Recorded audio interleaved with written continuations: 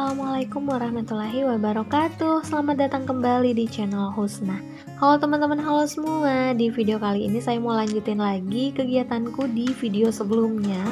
Setelah saya masak-masak, lanjut nih saya beberes area dapur termasuk nyuci piring ini nih teman-teman.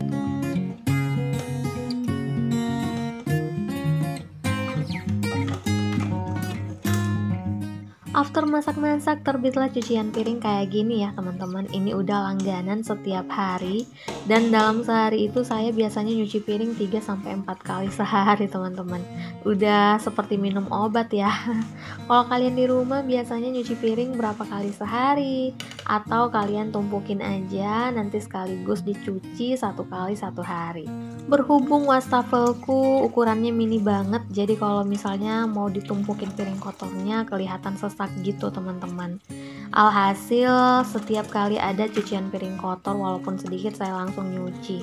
Jadi itu sudah menjadi kebiasaanku hingga saat ini. Gak jarang juga kadang saya nyambi nyuci piring di sela-sela waktu masak. Jadi begitu masaknya kelar, piringnya juga udah bersih, udah gak ada lagi tumpukan cucian piring kotor. Jadi efisien waktu ya teman-teman.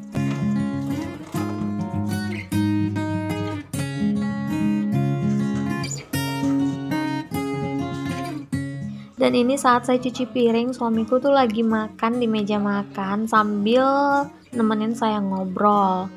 Lagi nanya-nanya gitu, kalau nggak salah dia nanya soal saus tiram, apakah rasanya asin atau enggak. Jadi saya jawab iya, saus tiram itu asin. Ada-ada aja sih pembahasannya ya teman-teman.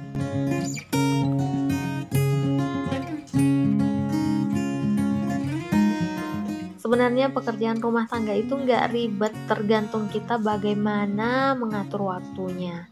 Jadi kalau misalnya kita bisa mengerjakan 1 atau 2 pekerjaan sekaligus dalam satu waktu ya kenapa tidak?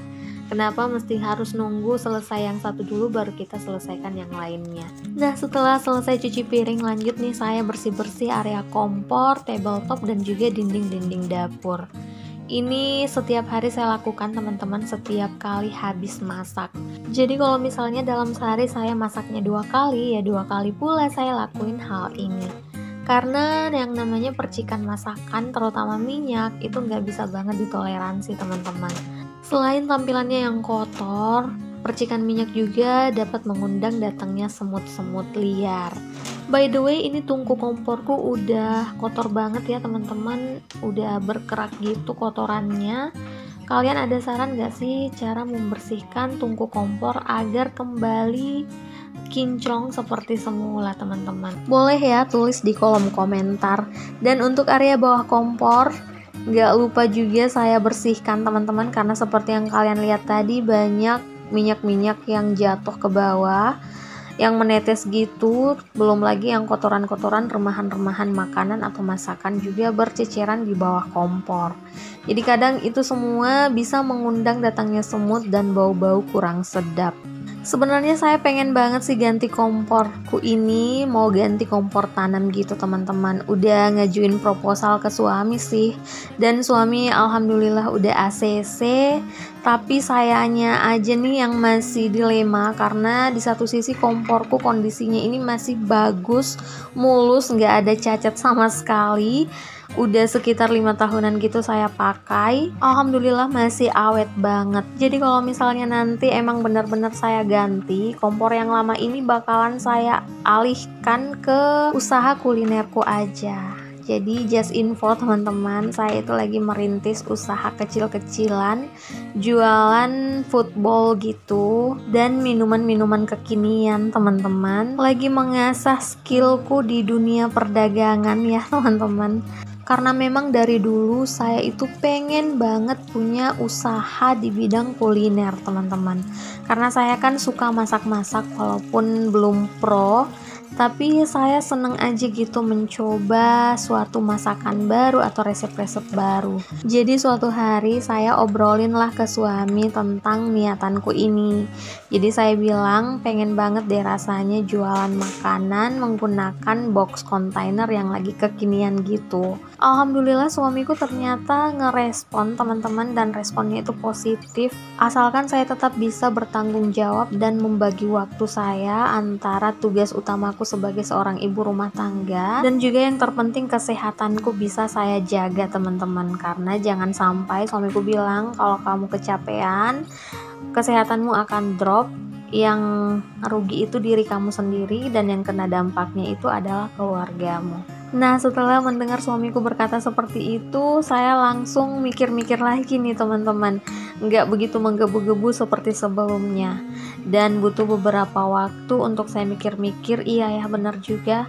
Bagaimana kalau misalnya di tengah perjalanan saya ternyata nggak bisa konsisten, saya ternyata nggak bisa mempertanggungjawabkan semua peran saya, gimana ya. Sampai suatu ketika saya banyak minta saran ke teman-teman, keluarga terdekat, dan semua merespon dengan baik. Akhirnya semangat saya kembali menggebu. Bismillah aja saya meyakinkan diriku kalau setiap niat baik insya Allah ada jalannya. Semoga dimudahkan untuk setiap proses. Dan sebenarnya yang buat saya bertahan menjalani profesi baruku hingga saat ini teman-teman, itu berkat dukungan suamiku.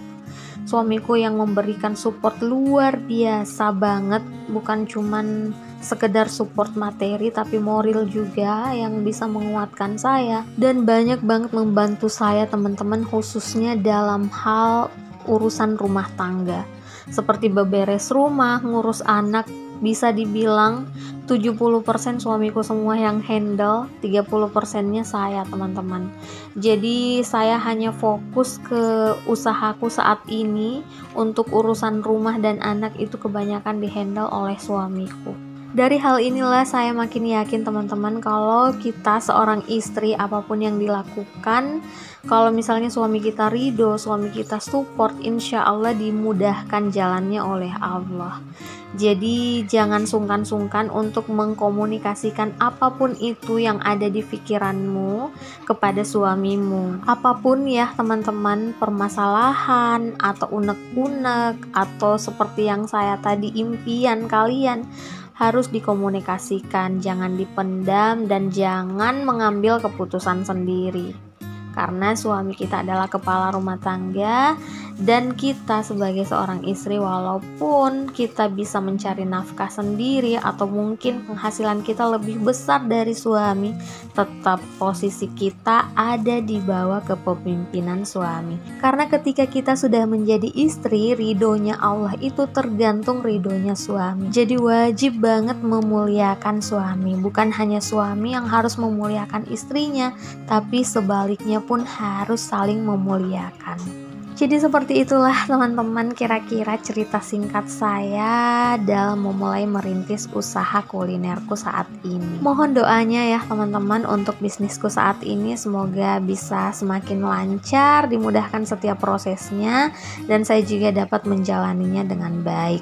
Dan saya juga mendoakan buat teman-teman yang udah merintis atau baru mulai mau merintis usaha, semoga diberikan kemudahan dalam mewujudkannya. Yuk semangat yuk teman-teman, bismillah, setiap niat baik insya Allah akan dimudahkan. Nah ini saya udah selesai beberes area dapur teman-teman, udah lap-lapin semua toples-toples bumbu dan botol saus. Sekarang saya mau lanjut lagi ngecek kebutuhan bulanan atau stok bulanan yang udah mulai habis. Sekalian juga mau nyatet list belanjaan untuk persiapan belanja bulanan edisi Juli 2022 insya Allah. Teman-teman di rumah yang tim gajian akhir bulan atau awal bulan pasti udah pada belanja bulanan nih ya. Gimana harga-harga barang nih teman-teman menjelang lebaran? Pasti bikin shock ya, udah pada naik banget. Dan insya Allah nanti pada saat belanja bulanan saya juga bakalan spill harga terbaru sebagai referensi kalian yang belum berbelanja bulanan. Sampai di sini dulu videoku untuk kali ini. Terima kasih banyak kalian udah tonton video ini sampai akhir. Semoga bermanfaat and see you on my next video. Bye.